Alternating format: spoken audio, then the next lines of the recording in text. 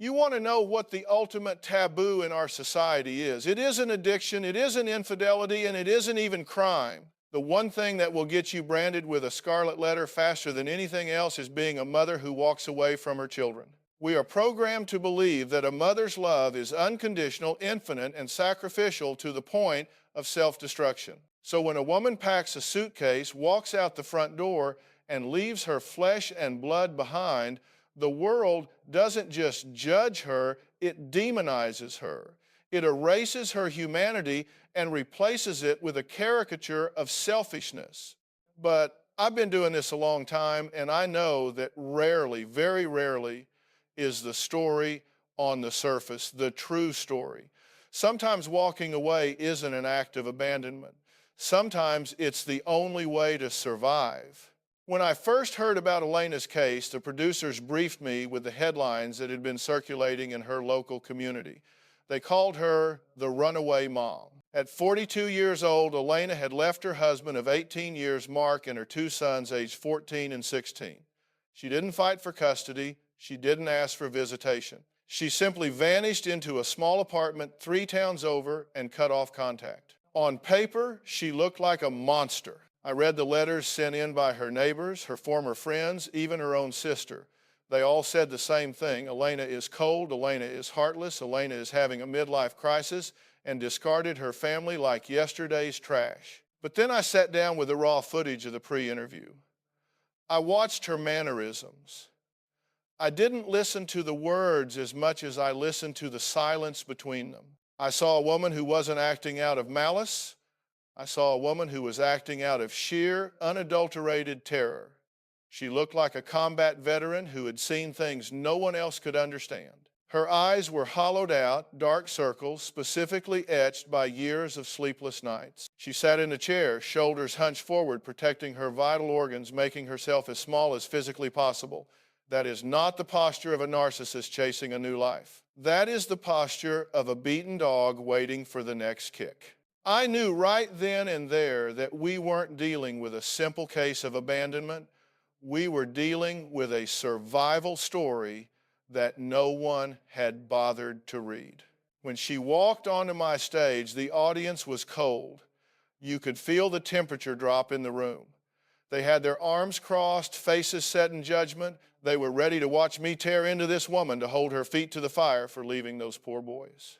And frankly, I understand that instinct. Children are innocent. We are wired to protect them.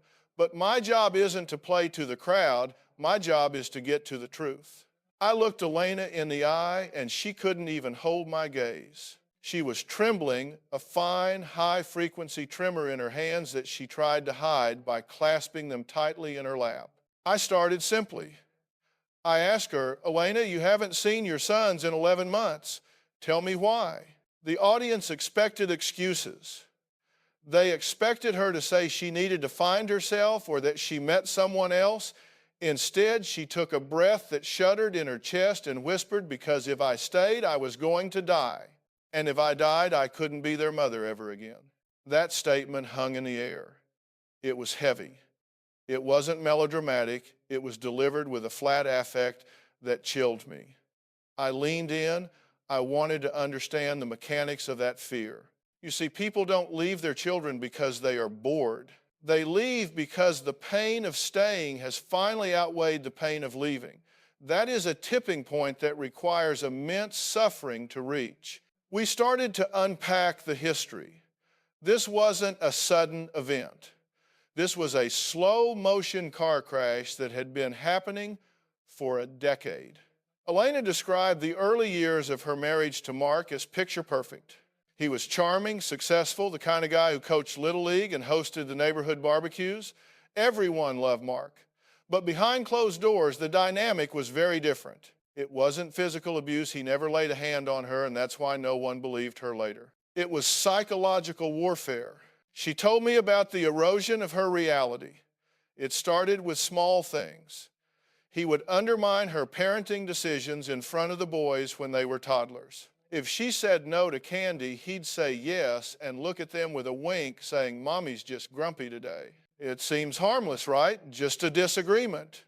But doing that day after day, year after year, creates a wedge. It teaches the children that mommy is the enemy and daddy is the savior. It teaches them that mommy's authority is non-existent. As the boys grew older, the dynamic shifted from undermining to active alienation. This is a concept I deal with often, but rarely to this extreme. Parental alienation syndrome is insidious because it weaponizes the children against the targeted parent. Mark didn't just want to be the favorite parent, he wanted to be the only parent. Elena described dinners where she would cook for hours only to have Mark and the boys make fun of the food, call it poison, and order pizza while she sat there alone. She described trying to help with homework only to have her sons, then 12 and 14, mimic their father's condescending tone, calling her stupid, telling her she didn't understand anything. I stopped her there. I needed the audience to get this. I turned to the crowd and said, "We aren't talking about teenage rebellion. Every teenager rolls their eyes. We are talking about a systematic dismantling of a human being's worth orchestrated by the one person who promised to honor and cherish her." The problem was outside the house. Nobody saw it. Mark was the pillar of the community. When Elena tried to tell her friends, they laughed it off. "Oh, boys will be boys," they said. "Mark is such a great dad, you're lucky he's so involved." That's the gaslighting. When your reality is denied by everyone around you, you start to believe you are the crazy one. You start to believe that maybe you are stupid, maybe you are a bad mother. Elena told me about the breaking point. It wasn't one big explosion, it was a Tuesday. She had come home from work. She was a nurse, a capable professional who saved lives every day, and found that her key didn't work. The locks weren't changed, the door was just bolted from the inside. She could hear them laughing inside, Mark and the boys. She knocked, she called, she texted. They ignored her for 3 hours. She sat on her own front porch in the rain, listening to the muffled sounds of her family having a great time without her. When Mark finally opened the door, he looked at her with feigned confusion and said, "Oh, were you out there? We didn't hear you." "You really need to speak up, Elena. You're always so quiet." The boys were behind him smirking. They weren't looking at her like a mother. They were looking at her like an intruder, a nuisance. She told me, "Dr. Phil, I looked at my sons and I didn't see my little boys anymore. I saw 2 miniature versions of Mark. They had no empathy for me. They had been trained to view my pain as entertainment." I realized in that moment that I wasn't a person in that house. I was a prop and I was a punching bag for their bonding rituals. I asked her, "So you left?" "I left," she said. "I packed a bag the next morning when they were at school and work. I left a note saying I needed space. And do you know what happened? No one called for 3 weeks, Dr. Phil. No one called to ask if I was okay. When I finally called them, Mark put me on speakerphone. The boys were there, and my oldest son said, 'We didn't even notice you were gone.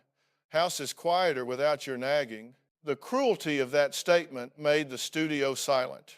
But here is the kicker, and this is where the story gets complicated. The world judged her for not fighting. They said if she really loved them, she would have stayed and fought for them. But they don't understand the dynamics of abuse. When you are drowning, you cannot save anyone else. You have to get to the shore first. I looked at the legal documents she brought, police reports she had tried to file for harassment, which were dismissed as domestic disputes, therapy notes from a marriage counselor who Mark had charmed into believing Elena was bipolar and unstable. She had been systematically stripped of her credibility. By the time she walked away, she had 0 emotional capital left. She was empty, but the hardest part for Elena wasn't the leaving. It was the after. It was the silence. It was the realization that the narrative had been spun so effectively that she couldn't even defend herself. Mark told everyone she had run off with a man. He told the boys she hated them. He poisoned the well so thoroughly that even if she wanted to drink from it, the water would kill her. I leaned back in my chair looking at this broken woman. "Elena," I said, "you didn't walk away from your children. You were pushed out of a moving car, and now everyone is blaming you for the road rash. We had to bring Mark out. You can't tell a story like this with only one side of the equation, although I had a strong hunch the equation was rigged long before I ever shook his hand. When Mark walked onto the stage, the energy in the room shifted again. He didn't look like a villain. He didn't look like an abuser.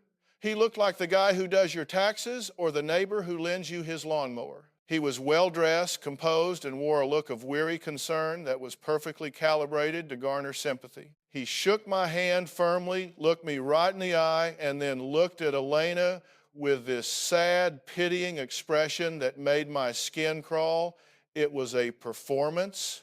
I've seen enough bad acting in my life to know when someone is playing a role, and Mark was playing the long-suffering husband to a T. He sat down, and before I could even ask a question, he sighed and said, "I'm just glad she's safe, Dr. Phil. We've been so worried. The boys ask about her every day." I watched Elena when he said that. She didn't get angry, she flinched. It was a micro expression, a tiny physical recoil like she had been burned. That reaction told me more than Mark's polished opening statement ever could. I leaned in and asked him, "Mark, Elena says she didn't leave because she stopped loving her children. She says she left because she was being erased. She describes a home environment where she was mocked, ignored, and psychologically battered by you and the boys. What is your reaction to that?" Mark shook his head, a gentle, condescending smile playing on his lips. "Dr. Phil, look at her," he said, gesturing to his trembling wife. "Elena has always been sensitive. She reimagines things. We have a fun house. We joke around. We're guys. Maybe we get a little rowdy. Maybe we tease, but it's all love.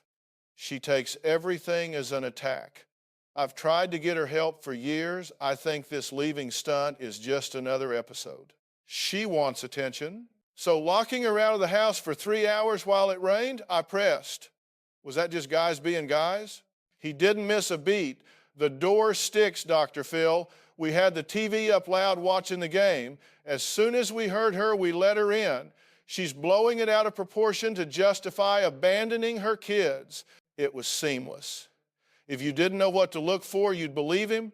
He had an answer for everything, and every answer made him look reasonable and made Elena look hysterical. This is the hallmark of high-functioning emotional abuse. It's plausible deniability.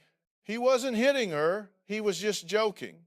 He wasn't locking her out. The door stuck. He was gaslighting her on national television, and half the audience was nodding along with him. But I wasn't done. We had to bring the boys into the mix. This was the part I was dreading, but it was necessary. We had arranged for Jason, 16, and Tyler, 14, to join us. When those two young men walked out, the tragedy of the situation solidified. They looked like their father.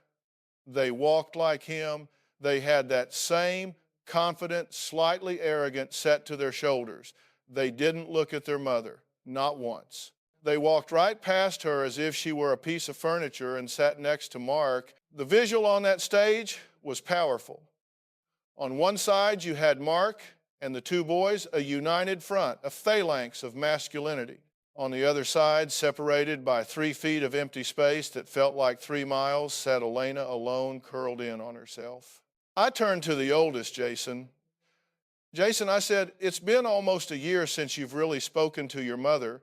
How are you feeling right now, sitting here with her?" Jason crossed his arms. He chewed on the inside of his cheek, mirroring his father's body language perfectly. "I don't really care," he said, his voice flat. "She left. She didn't want us. We're doing fine without her. Dad does everything anyway. She just complained all the time when she was there. It's actually more peaceful now." I looked at Tyler, the younger one. "Do you feel the same way, Tyler?" "Yeah," he mumbled. "She's crazy. Dad says she's having a breakdown. We don't need that drama. Dad says." I caught that. I latched onto it. "Tyler, I want to know what you think, not what your dad says. Do you miss your mom?" Tyler glanced at Mark. It was quick, a split-second check for approval. Mark gave a barely perceptible nod, a tightening of the jaw. Tyler looked back at me and hardened his face. "No, I don't miss her." "Why would I miss someone who doesn't care about me?"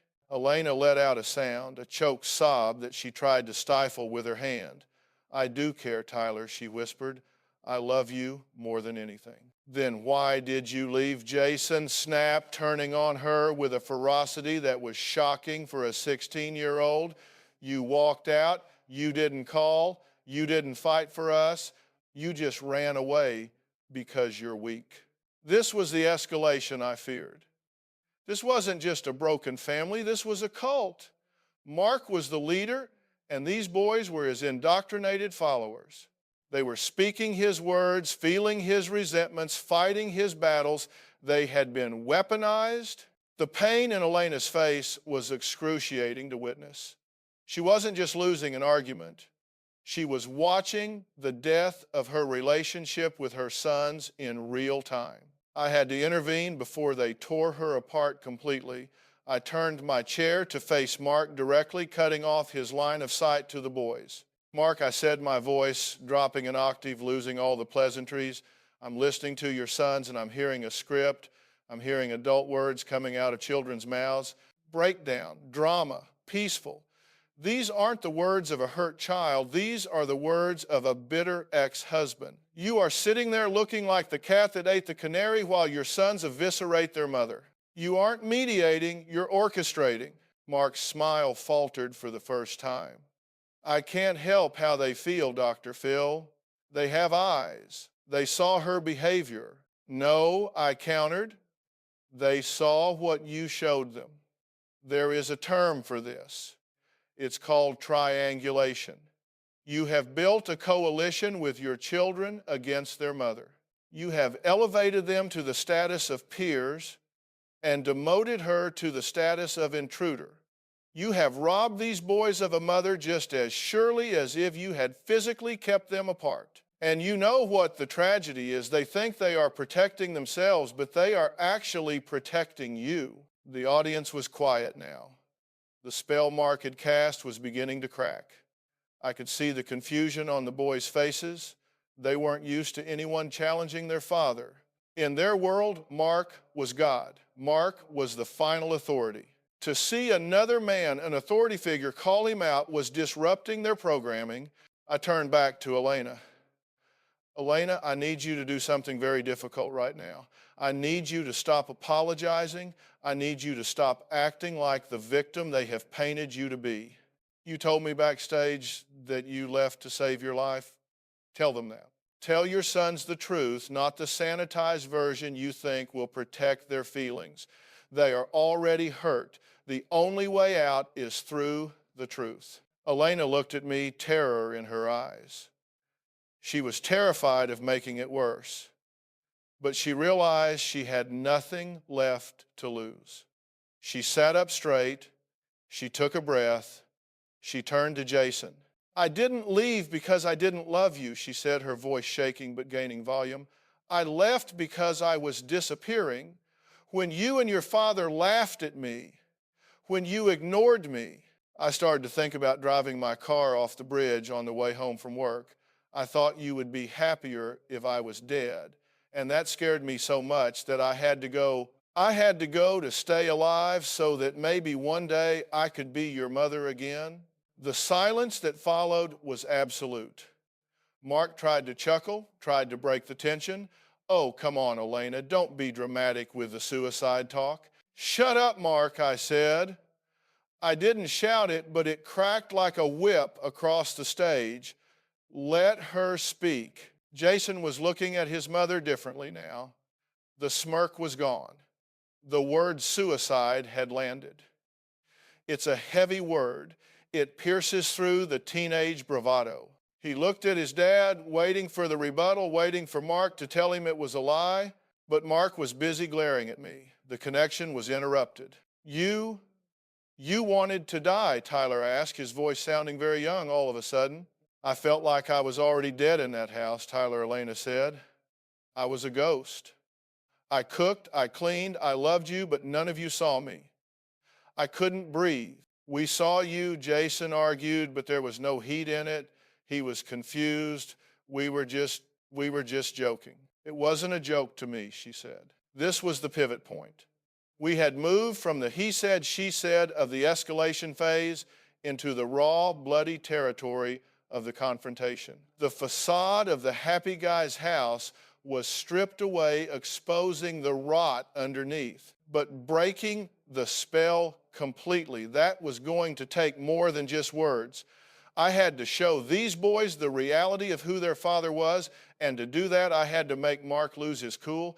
I had to let the mask slip entirely. I needed to provoke the bear. I knew Mark's composure was thin. Narcissists operate on control. When they lose control of the narrative, they lose control of their temper. I had to create a controlled explosion right there on stage so Jason and Tyler could see the man behind the curtain. Mark, I said, shifting my focus entirely to him. You've been sitting here painting a picture of a woman who is unstable, hysterical, and neglectful. You've got your sons believing that their mother abandoned them out of selfishness, but I'm looking at your own medical records here.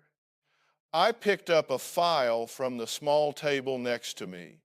It was a prop, mostly just a folder with some notes, but Mark didn't know that. His eyes darted to the folder. I'm seeing a history here, Mark.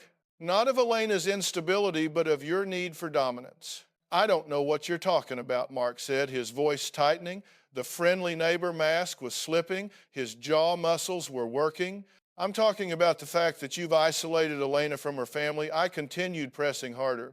I'm talking about the financial controls. Elena worked full-time as a nurse, yet she had no access to the bank accounts. She had to ask you for gas money. Is that a partnership, Mark, or is that a hostage situation? We had a budget, Mark snapped. She's terrible with money. She'd spend it on garbage. I was protecting our future. Garbage, I asked.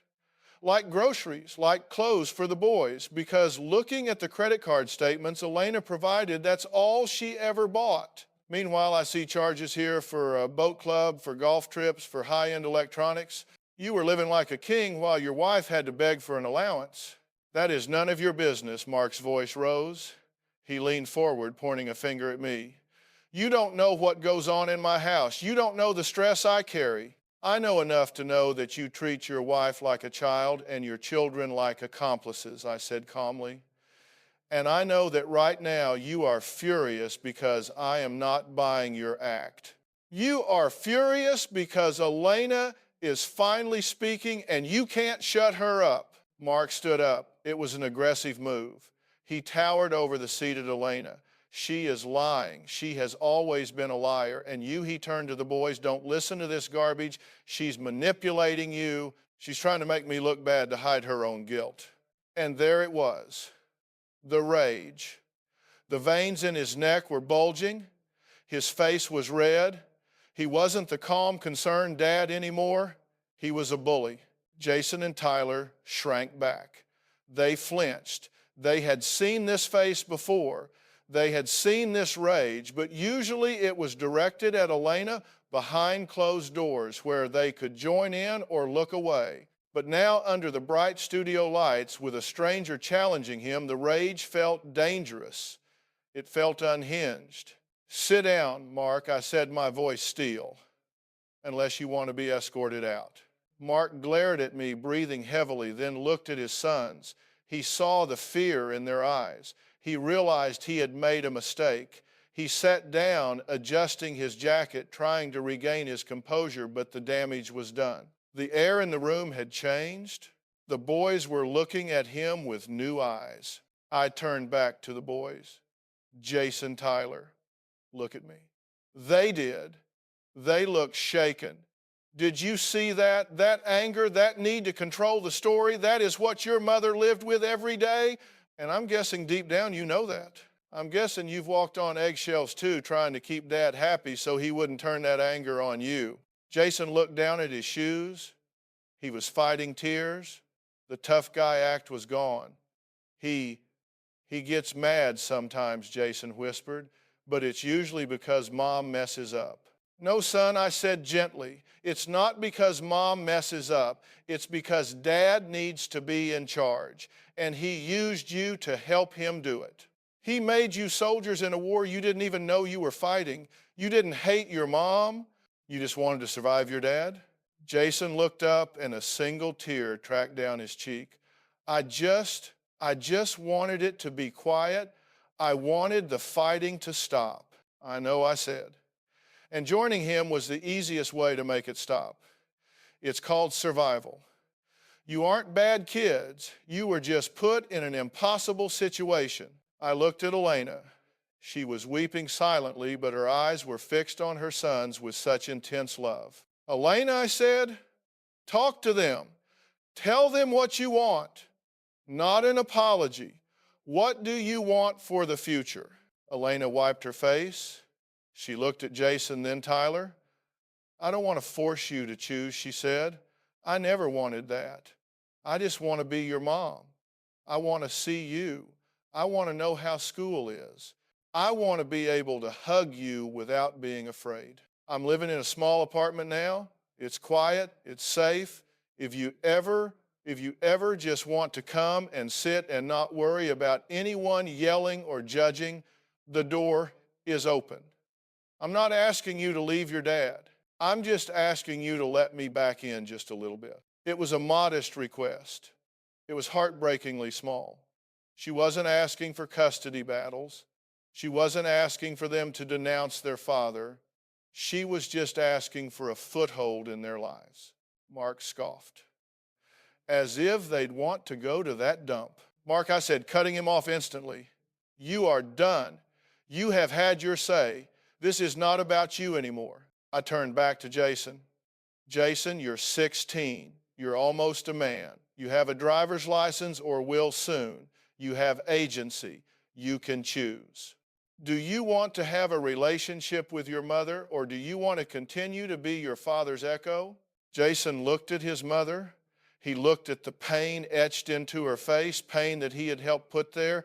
He looked at his father, who was fuming, radiating toxicity. For the first time in years, the fog of alienation lifted just enough for him to see the truth. I miss you, Mom, Jason choked out.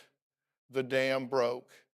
He started to cry, those ugly, heaving sobs of a boy who has been holding it together for too long. Elena didn't hesitate. She stood up and walked across that chasm. She ignored Mark. She went straight to her son and wrapped her arms around him.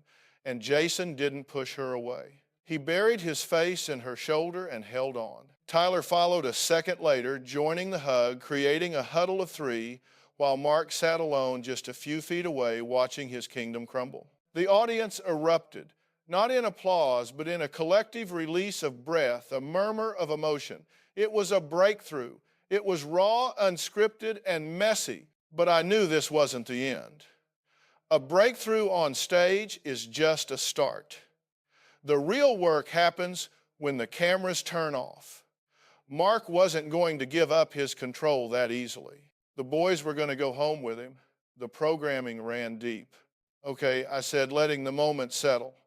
Okay, this is a good start, but we have a long road ahead. We can't fix 10 years of damage in 45 minutes.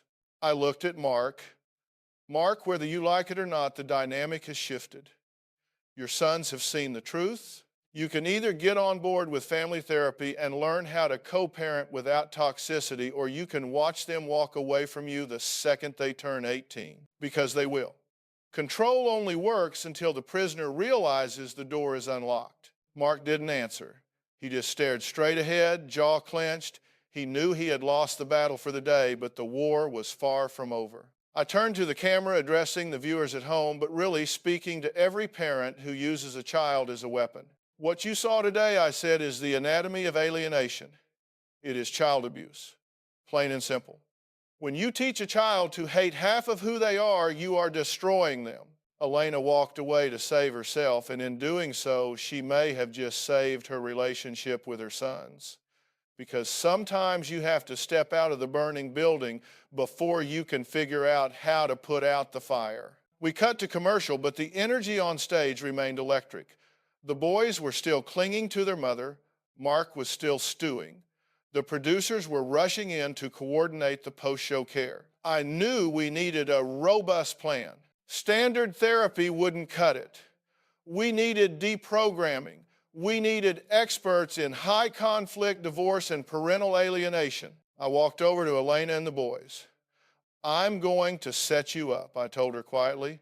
I'm sending you to the best coercive. We're going to get you a lawyer who understands coercive control. And boys, I looked at Jason and Tyler. I'm getting you someone to talk to. Someone who isn't me and isn't your dad and isn't your mom, just for you. A safe space. Jason nodded, wiping his eyes. He looked exhausted but lighter. The weight of his father's expectations had been lifted, even if just for a moment. This story wasn't going to have a fairy tale ending wrapped up in a bow. Mark was still Mark. He would likely retaliate. He would try to spin this, but the seed of doubt had been planted in those boys' minds. They knew now that their mother loved them. They knew she hadn't abandoned them out of malice. They had a new narrative. And that is the most powerful tool you can give a child, the permission to love both parents and the truth about why they were told they couldn't. The aftermath of a taping like that is rarely captured on camera. The audience sees the hug, the music swells, and they go home thinking everything is fixed. But life isn't a sitcom. It doesn't reset for the next episode. The real friction happens in the parking lot, in the hotel rooms, and on the flight back home. I made sure my team was glued to Elena and the boys. We couldn't let Mark isolate them again immediately. We arranged for separate travel. Elena stayed in a hotel near the studio for an extra day to meet with a specialist I had flown in, Dr. Charles Sophie, and a legal team specializing in coercive control. Mark and the boys flew back, but not before Jason exchanged phone numbers with his mother, something Mark had forbidden for months. That tiny exchange of digits was an act of rebellion, a lifeline thrown across the abyss. 6 months later, we did a follow-up. I needed to know if the breakthrough had held or if the gravity of the toxic home life had pulled those boys back into orbit. We sent a crew to Elena's apartment. It wasn't a dump, as Mark had sneered. It was modest, yes, a 2-bedroom walk-up with mismatched furniture, but it was warm. There were photos on the mantle again, photos of the boys. Elena sat down for the update interview, and the transformation was subtle but profound. The tremor in her hands was gone. Her shoulders were back. She wasn't the hunted animal I had met backstage. She was a woman rebuilding her foundation brick by brick. It hasn't been easy, Dr. Phil, she told me via satellite. The first month was hell. Mark was furious. He took the boys' phones away for a week when they got back. He told them I had tricked you, that I had paid actors to make him look bad. He tried to rewrite history again, but it didn't work this time, I asked. She smiled, a genuine, albeit tired smile. No, it didn't stick. Jason remembered. He remembered how it felt to be hugged. He remembered your words about being a soldier in a war he didn't choose. He started sneaking out to call me from a friend's house. And then about 2 months ago, he just showed up at my door. He had walked 3 miles. He just sat on my couch and ate a sandwich and watched TV. We didn't talk about the past. We just existed together. It was the most beautiful afternoon of my life. This is what I call parallel parenting. Co-parenting with a narcissist is impossible because cooperation requires 2 healthy parties. So you learn to run parallel tracks. Elena was creating a sanctuary. Her apartment was the Switzerland to Mark's war zone. The boys were beginning to realize that when they were with Mom, they didn't have to perform. They didn't have to hate anyone. They could just breathe. Tyler, the younger one, was a slower process. He was still deeply enmeshed with his father. He felt guilty for loving his mom as if it were a betrayal of Mark. This is common. The loyalty bind is suffocating for a child. Elena told me Tyler visited less often, but when he did, he was quiet, watchful.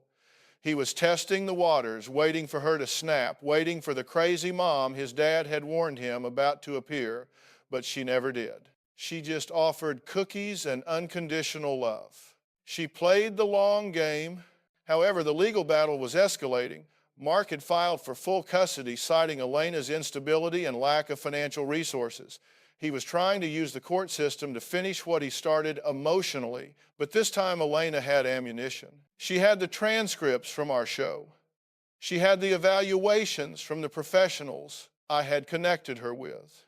She had a lawyer who wasn't intimidated by Mark's bluster. "I'm fighting now, Dr. Phil," she said, her voice firm, not dirty.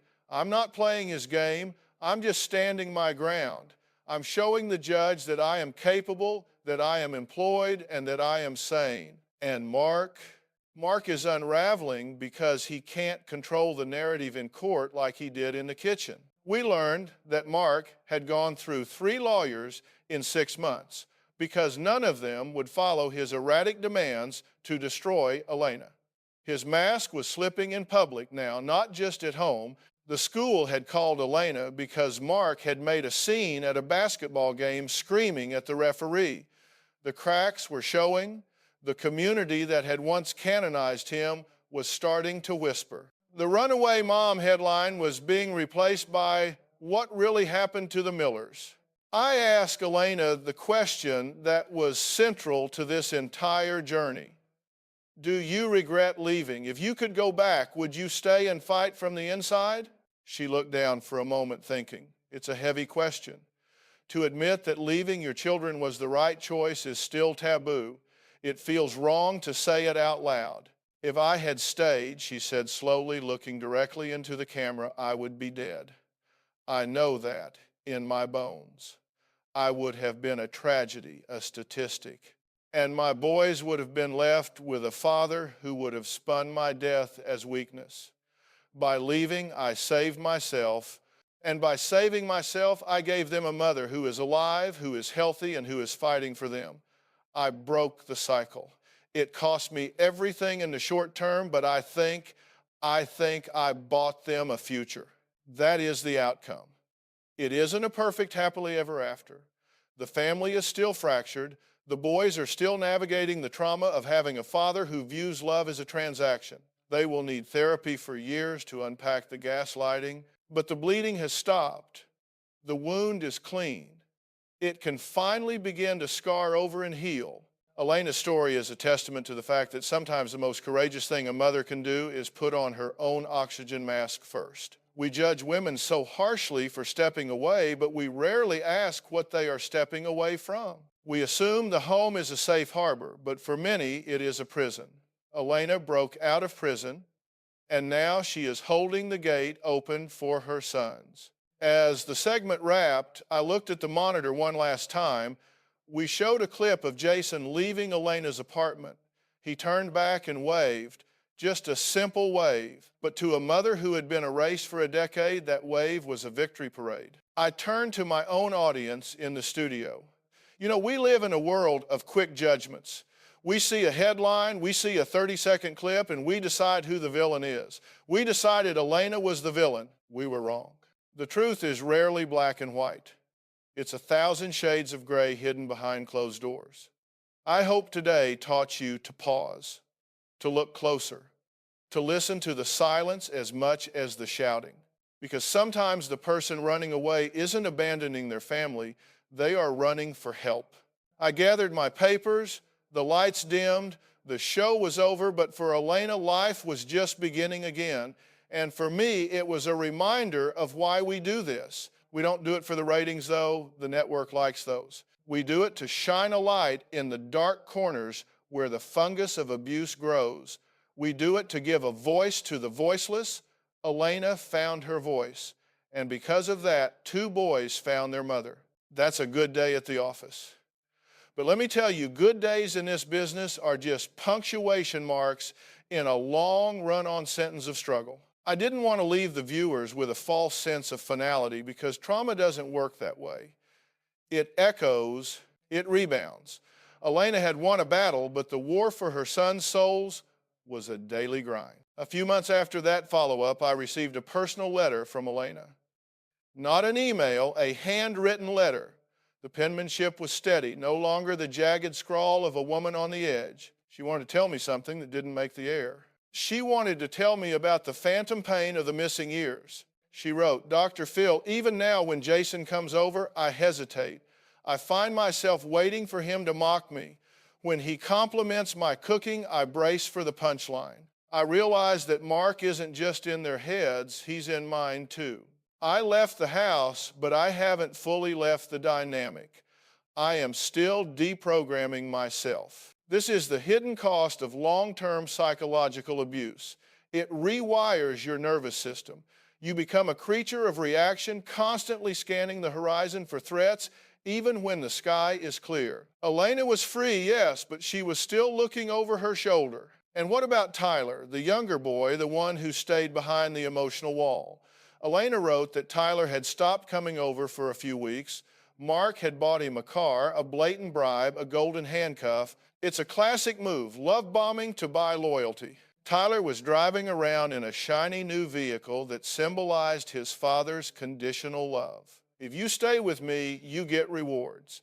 If you go to her, you get nothing. It broke Elena's heart, but she didn't chase him. And this is the critical part of her growth.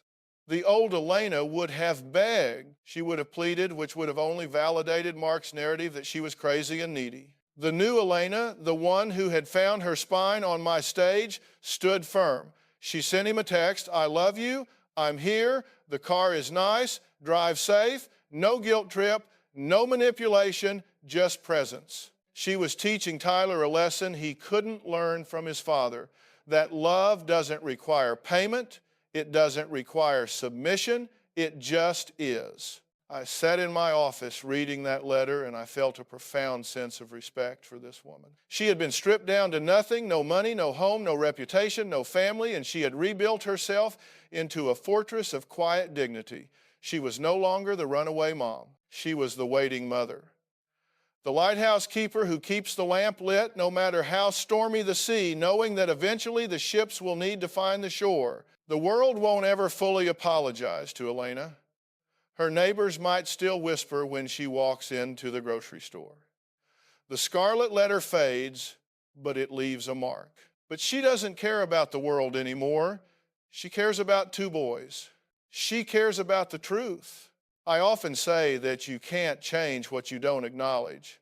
Elena forced everyone, her husband, her sons, her community, and yes, even me, to acknowledge the reality of her life. She shattered the illusion of the perfect suburban family to reveal the rot underneath. It was messy, it was painful, it was necessary. So when people ask me about the worst cases I've seen, they expect me to talk about the violent ones, the criminals. But I always think of Elena. I think of the violence of silence, the violence of erasure, and I think of the incredible strength it takes to scream when no one is listening until finally the glass breaks. She didn't just walk away, she walked toward herself. And in the end, that was the only direction that led home.